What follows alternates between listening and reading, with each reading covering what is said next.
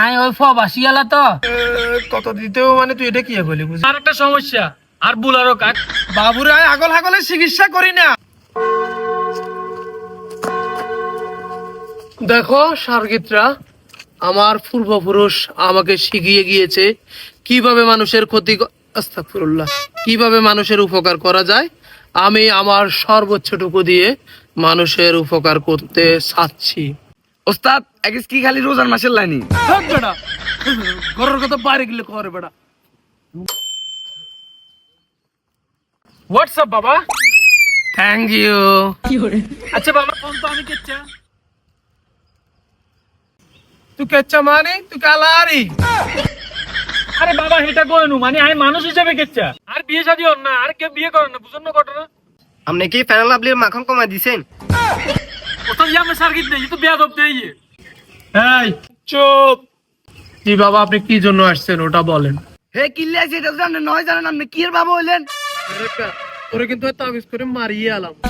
আপনি তাবিজ কাম করে না। তেরে মারসা মারসা তেরে না কুছে খাবো খাবো।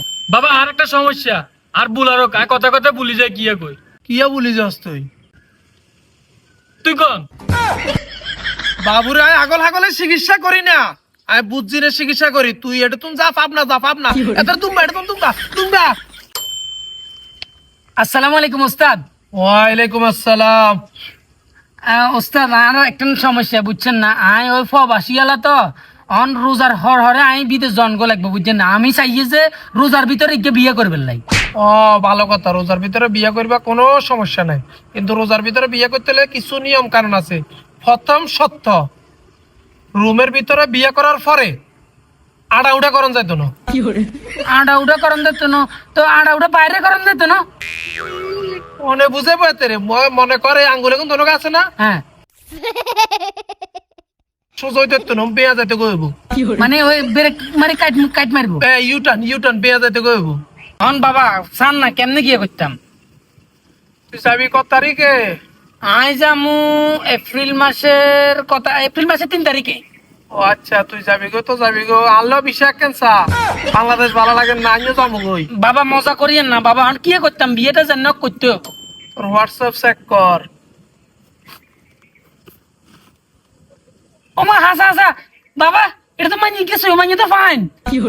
কত দিতে হবে ইয়ালাই? কত দিতেও মানে তুই এটা কি বলি বুঝি না।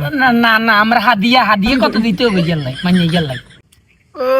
ফলা ফাইন, তোরা লজিক্যাল কথা বলো আরে জেন জি তো। আচ্ছা হুন, হাদিয়া দিতে আর কাছে থাকক। কি আমার কাছে থাকতো, কি থাকতো? আরে থাকক মারি মাঞ্জানো টিয়ার কথা কই, হাদিয়া দি দেও। ও আচ্ছা ঠিক আছে তাহলে। জি এতে তুমি যে টিয়া খাই লাইলাম, একটু তদবির কর, কিতাব চাইতে হইবে।